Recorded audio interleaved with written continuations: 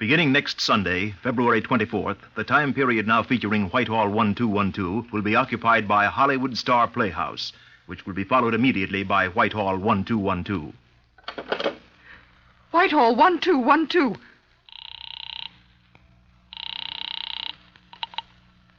This is Scotland Yard.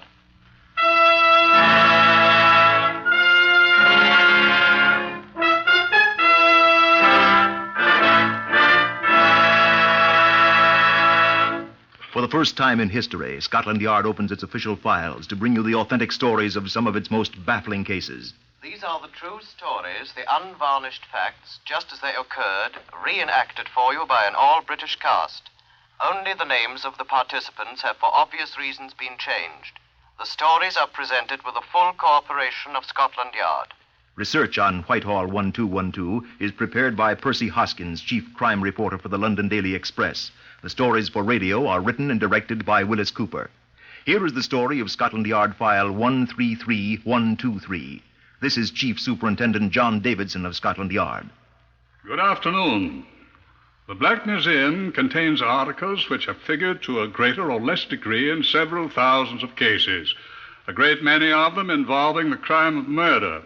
Case number 133123 occurred, believe it or not, a few years before my time here at the Yard, the year 1910, 42 years ago.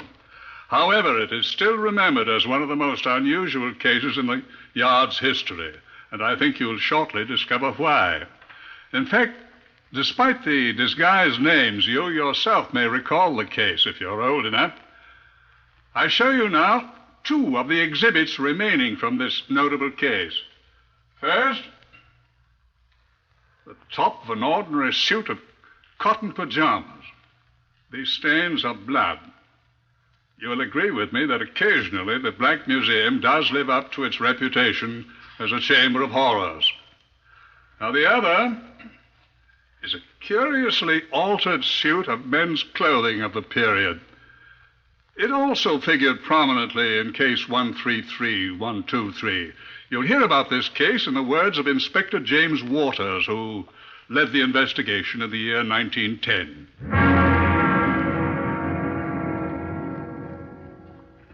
The man who put me onto it was a wretched busybody, and I didn't like him very well.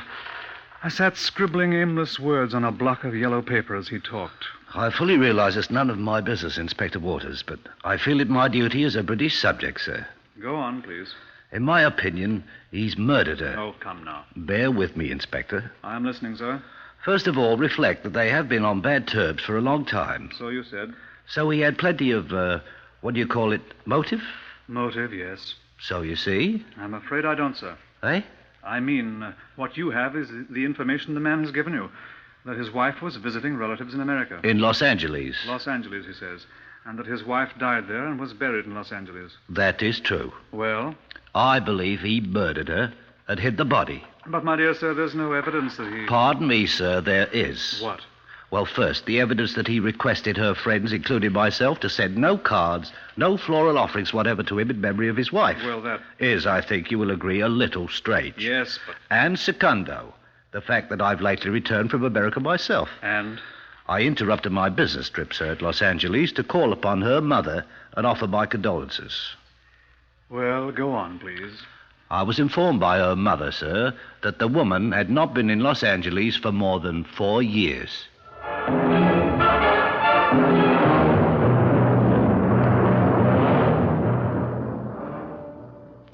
I called on the widower at his house in Camden Town, number 39, Hilldrop Crescent. A battered tin sign bearing his name was tacked onto the door. Dr. Edward Walton Harvey. The door was opened by a remarkably pretty young woman whose name, it appeared, was Miss Elaine LeBaron. She was Dr. Harvey's secretary. She led me up the stairs from the untidy ground floor, apparently used as a combination of lumber room and a strange place for coals. She opened the door, smiled at me, and I entered alone. Good afternoon, my friend. I doubted seriously that I should ever be Dr. Edward Walton Harvey's friend, but I bowed politely. Come in, sir. Sir, that was better. I entered. What can I do for you, my friend? May I sit down, sir? By all means, sir. What seems to be your trouble, sir? This is not a professional call, Dr. Harvey. I'm Inspector James Waters of New Scotland Yard. Happy to meet you, Inspector. What can I do for you? I've called in connection with the death of your wife, sir. Oh? May I ask you a few questions? Certainly, sir. I must admit, though, that I find that subject rather a painful one. I can understand that, sir. Yes. Quite painful, sir. You were, of course, on quite good terms with the late Mrs. Harvey. Oh, yes, of course I was. Frankly, sir, no. I'm afraid I don't quite understand that, Mr. Dr. Harvey. You are a doctor, sir. Oh, yes. I got my degree from a college in the States. You're an American. Born there. I've lived here for quite a while, though. But let's get back to our muttons, as the French say. I speak French like a native. The last few years have been very difficult ones for me, Inspector. Is that it, Inspector? Yes, Doctor.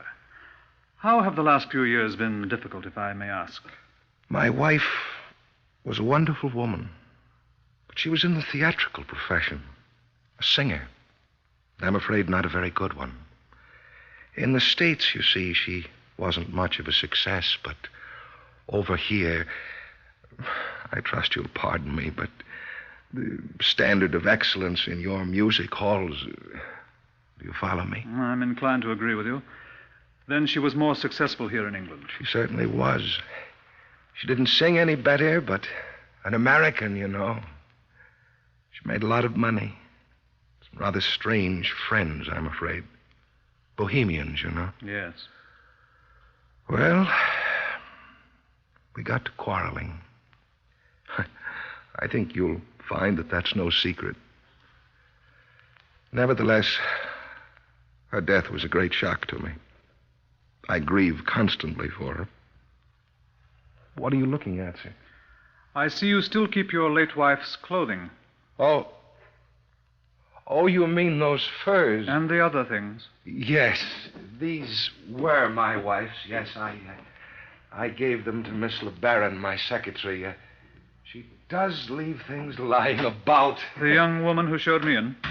I have recently asked her to make her home here as my housekeeper. That's what we'd call her in the States. I saw no reason to throw away her clothes, you see. I'd have thought she'd take her clothes with her. Huh? To America. I guess she didn't expect to be gone long. How long has Miss LeBaron been living here? Was she here when your wife left? No, but she was a frequent visitor here. It was quite convenient to have my secretary handy, you see. And Miss LeBaron is a quite deserving young lady. Yes, of course. So that's the story. There's only one thing I do not understand, Doctor. What's that? I understand that the late Mrs. Harvey is not buried in Los Angeles, in America. Sir? And that according to her mother, Mrs. Harvey has not been in America for some 4 years. Well, I guess you've caught me, Inspector. My wife isn't dead. Oh? She left me. She ran away from me. Where did she go? I don't know. She just piled a few clothes in a bag and walked out. Blacked my eye first. We had a terrible quarrel. Just terrible. She called me the most awful names. And she insulted Miss LeBaron frightfully. It was dreadful. Then she rushed out of here, shouting for a cab to take her to Charing Cross. Well? That's the reason I gave out the story she'd gone to America, Inspector. That's why I gave out that she died there. How do you know she is not coming back? She'll never come back. Really, Inspector, a doctor has to have some dignity. I don't want people to know my wife has run out on me. I'm afraid you may find, though, if you don't mind my saying so, that you've been quite unwise. I didn't ask your advice, sir. I'm not giving it. If your wife returns and finds you've given away her clothing... I tell you, I know she's not coming back.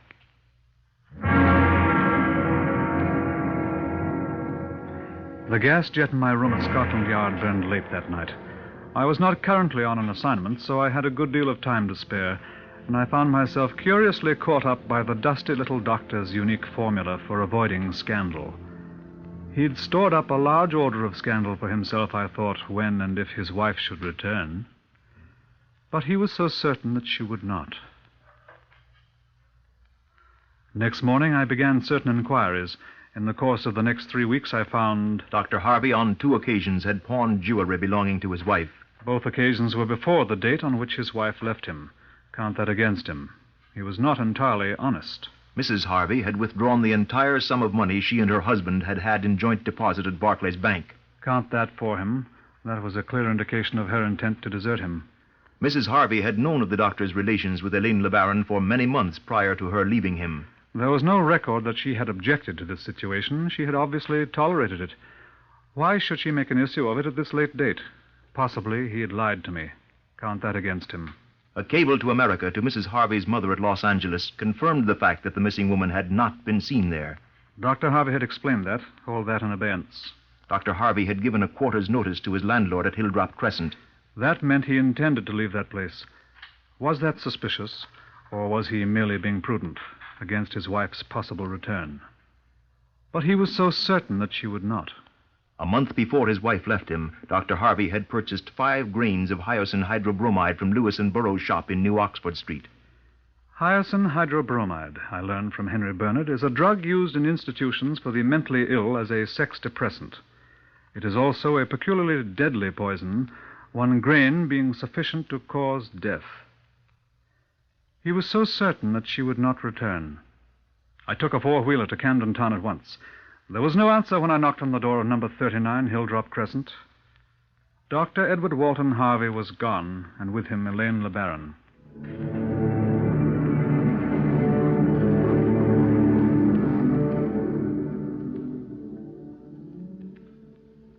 I went back to my office at Scotland Yard to do 2 things. First, I caused notices to be sent to every police station in England, Scotland, Ireland, and Wales with the descriptions of Harvey and Elaine LeBaron, raising the hue and cry from the North Sea to Land's End for them. Second, I obtained the necessary warrants and sent a squad of men to Hilldrop Crescent, armed with pickaxes, shovels, and other equipment, with instructions to search the place most thoroughly. Most thoroughly, I said. I joined them. Men were in the garden, digging. Others were turning over every article of furniture in the rooms and tapping the walls. I stayed in the untidy lumber room, cum coal cellar, on the ground floor. We've got all the coal shoveled away, sir. Let's see. Bring pickaxes and take up that floor. Get cracking. All right. George! The garden was in ruins. Curious bystanders had appeared to give gratuitous advice to the sweating detective constables. I watched anxiously as one worker drove the point of a pickaxe through a water main. The landlord stood by and swore softly to himself. Nothing happened. I wondered if I had not been a trifle precipitate. Still, one can't take chances. Inspector Waters! That came from inside the house. I sprinted back from the garden. What is it, I called? Yes, sir. Found something, sir. Yes, sir. Looks like a bit of a man's shirt, sir. Yes. No, more like a woman's dress. I think this floor's been taken up before, sir. Must have been, else how did that get down there? Tell you what I think it is, sir. I think it's a pajama jacket. See? Broad stripes, gaudy like... Go ahead, dig some more. Carefully now, carefully. Morgan, just run upstairs and see if the chaps up there have run across anything that matches this piece of whatever it is. Yes, sir. This is wrapped around something. Use your hands, not the shovel. Yes, sir. Steady. Yes, sir. Something here, all right, sir. Oh, well, what is it? Oh, what do you want? Oh, did they find something upstairs? Let's have it. Here, let's compare this down there. Here, catch. Got it. Matches all right, sir. Told you it was a pajama jacket, sir. These here pajama trousers matches it perfect. Oh, go on, dig it out. Dig it out, dig it out. Pull that stuff off it. The pajama jacket, sir. Devil blame me blind. What is it? Looks like a side of beef, sir. And blimey, is that eye.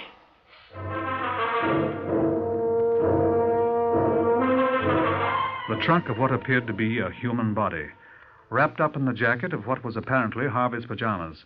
It had been efficiently, professionally dissected. It was impossible even to determine whether the body was that of a male or a female. It was removed to the pathological laboratory for examination by Henry Bernard.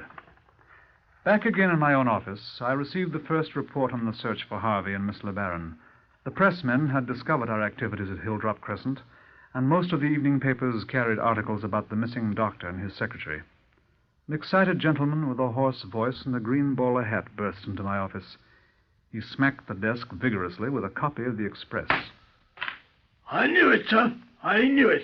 I told him at the theater as soon as ever I saw the newspaper. One day there'll be a murder in that family, I said. Madame Rene was a great artist, sir, and I mourn her. My dear sir, who on earth is Madame Rene? She was the wife of this fiend, sir. The late Mrs. Harvey. Alas, I knew her well. They said you had some information for us, sir. My name is Ponsonby Diggs, sir. D-I-G-G-E-S, the same as the actor Dudley Diggs, although I'm no relation of his. I am a dramatic tenor, sir. I have appeared with Madame Rene at the Metropolitan, Holborn Empire, and many of the other music halls in London, as well as the Hippodrome, Manchester, and in most of the principal cities of the provinces. I am not unknown. The information, sir, if you please. What information, sir? Oh, yes. Oh, yes. I have heard that viper say many and many a time, sir. What viper? The unspeakable Harley. Dr. Harvey. Oh, Harvey, indeed, yes. You are correct. I have heard him say many times that he has always been enamored of the Belgian coast as a holiday place. Oh, very interesting, I'm sure. Well, thank you, Mr. Diggs. At the real point of my visit, sir. Only yesterday morning, perhaps even as you and your men approached Hilldrop Crescent, I saw this fiend. Where? In Victoria Station, sir. Oh, no, but bear with me, I beg you. The boat train for Folkestone leaves from Victoria Station. Folkestone? The port for Antwerp, my dear sir. Information at once was transmitted to the Belgian police. It was a mystery to us how they could have left England, but this was too good a lead to be ignored.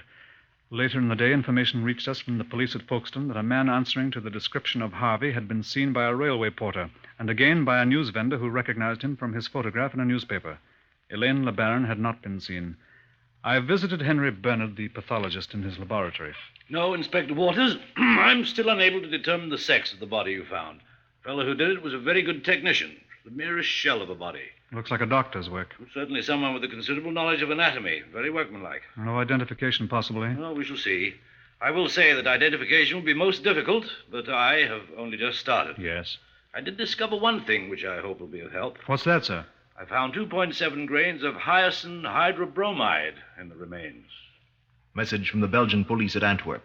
Industriously searching city for trace of fugitives, but no results as yet. Have placed special attention to all transatlantic steamships sailing from this port and hope to report progress in course of hours. Rely on us. I hadn't thought of that. Certainly they go further away from Antwerp. Harvey was an American after all. If he could escape to America, we might never find him. I must stop up that hole. Many ships at sea are already equipped with the wireless telegraph, I remembered, and Instanter caused messages to be flashed out to all of them, with special reference to ships sailing from Antwerp, warning them to be on the alert for Harvey and LeBaron. Another message came from Antwerp. Your Dr. Harvey seen and positively identified by former patient of his now living in Antwerp. Girl was not with him. Sending you further details. I spoke with Henry Bernard again. I'm coming along, Waters. Found the evidence of the poison, and I shall identify her for you. Find out for me whether the woman ever had an appendectomy. Oh, what, sir? An appendicitis operation that left a scar on her belly. I found out. She had. I told Bernard, who grunted. Nothing more from Antwerp.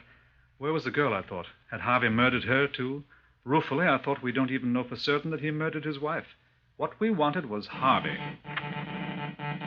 Experience of Captain Horatio Sowerby, RNVR, master of the steamship Claverhouse, Antwerp for Halifax, Nova Scotia. As we moved down the river Scheldt to the sea on the start of our voyage, I stood on the bridge with the pilot. Few passengers were on deck, it being a very dismal day. However, as I glanced down at the bows, I observed two men standing on the main deck at the forepeak. My attention was directed to them by the fact that they seemed to be holding hands. I was astonished to observe that the younger one placed his arm about the other in a most affectionate fashion. I'll have a little talk with those two, I said to myself. They walked back to their cabin, arm in arm, as I watched them, unobserved. Message from the Antwerp police. Unable to discover any trace other than the one reported of fugitives Harvey and Le Baron. Cannot find any indication they may have sailed for America. Shall we continue our search? I talked again with Henry Bernard. I'll tell you when I find out, Waters. See this fragment of skin? Yes. If I can prove to a jury that is an appendicitis scar and not a fold in the skin caused after death, we shall pretty well have identified her. Can you do it, sir? I don't know. Continuing the experience of Captain Horatio Sowerby. I made it a point to speak to those two I had discovered holding hands. Pleased to meet you, Captain, sir. This young man is my boy. I'm taking him on a sea voyage for his health. Very delicate. Your son, sir? Eh? Oh, yes. You don't look like your father, young man. Don't try to talk, son. That's a very bad case of laryngitis, Captain. Very painful, dangerous for him to try to talk. I see. You're a doctor, sir? Me? Oh, no. Well, I hope you enjoy your trip. And you, young sir, I hope it'll do you a lot of good. Thank you, Captain, for both of us. I think we'd better go to our cabin now, hadn't we, Sammy? There's something queer about that, I thought as they walked away. Not hand in hand this time. The wind blew the boy's coat away from his body. That's when I saw his trousers. The back of them had been ripped down the seam and fastened together again, under the coat, with safety pins to make them wider. Extraordinary, I said to myself. I turned away to go to my cabin. The boy had left his hat on the table. I picked it up. The sweatband had been stuffed with paper to make it much smaller than its actual size. Then I recalled the boy's startlingly crude haircut, as if it had been done by an amateur. Ha-ha, I said to myself, that boy's a woman. When I got back to my cabin, there was the wireless message from Scotland Yard. I was sitting at my desk again, seriously considering going to Antwerp myself. After all, I'd seen both Harvey and the girl. I should be able to recognize them if I saw them again. Then the door opened, and a constable brought in the wireless message. Inspector James Waters, Scotland Yard. Believe your man Harvey and the woman Le Baron to be passengers on my vessel bound for Halifax. Woman disguised as boy. Please wireless additional information to aid identification. Sowerby, Master, SS Glover House. They've got away. To add to my woes, Henry Bernard came cheerfully into my office. I've got it, Waters. What? That's definitely an appendicitis scar. Too late now. What's the matter, old boy? You sick? I'm dead. Oh, I thought you'd be delighted. I can prove that it's a scar, all right. And we can demonstrate to a jury that the body can't be anybody else but Mrs. Harvey.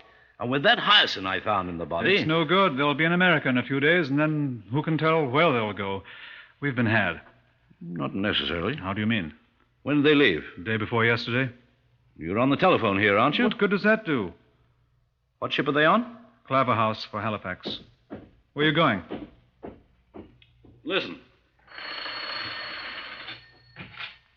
Are you there? Hello. Are you there? I say, this is Henry Bernard here. Now listen to me carefully. I want you to find out for me at once whether there's any ship sailing for Halifax that will arrive there before a ship called the, what's the name, Waters? Claver House. A ship called the Claver House just sailed from Antwerp gets there. Right, do you understand? There was one, that afternoon, the steamship Morgiana, due in Halifax 40 hours before the Claver House, barring acts of God. I got aboard somehow, leaving messages to be sent to Captain Sowerby and asking him to wireless me on the Morgiana. I'm not a good sailor. It was a bad time of the year for the North Atlantic, and Captain Sowerby's wireless was working quite well. Waters, this is Morgiana. Has Harvey a moustache? Sowerby, Master, SS Glover House. I said no.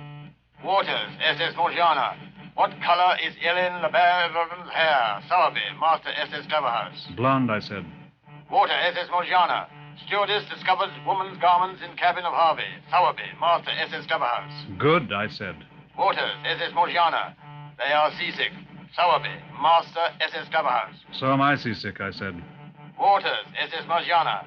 She will pass us at 7 bells tonight. They are still unsuspicious. I'm practically certain they are the ones you want. Sowerby, Master, SS Coverhouse. Practically certain, I said.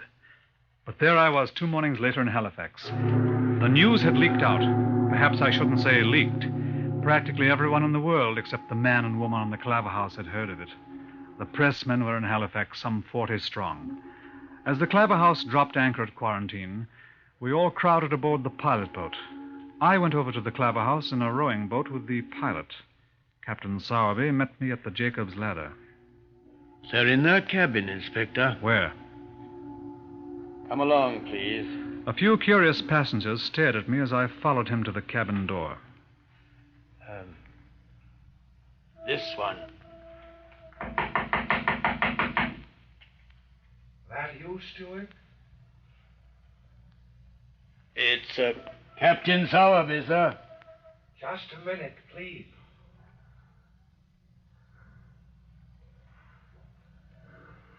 Come in. Well, we made it after all, didn't... Well? That isn't them. I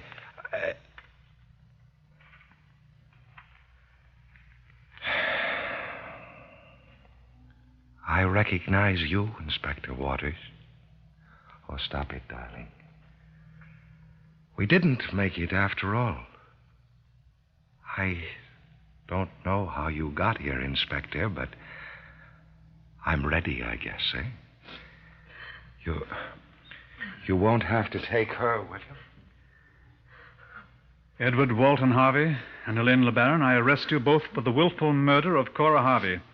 I warn you that anything you say will be taken down in writing and may be used in evidence. Come, gentlemen, while the lady changes her clothes.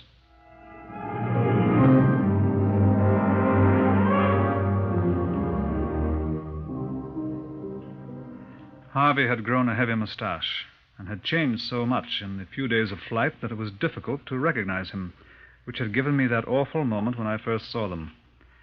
Elaine LeBaron was never brought to trial, there being scant evidence that she had played any part in the murder other than that of the other woman. Harvey was tried at Old Bailey, and after a bitter battle opposing medical men, which was won by the brilliant testimony of Henry Bernard, he was found guilty and was hanged, a scant 6 months after he had committed the crime.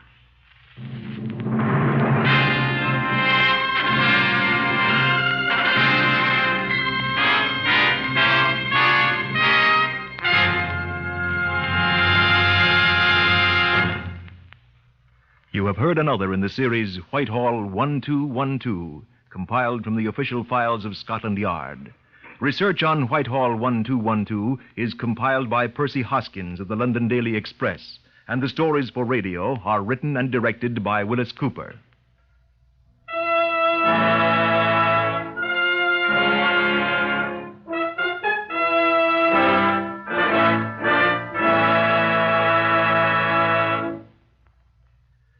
Beginning next Sunday, the 24th of February, Whitehall 1212 will be heard over most of these stations 1/2 hour later, because another great program, Hollywood Star Playhouse, will be heard in the time period we now occupy.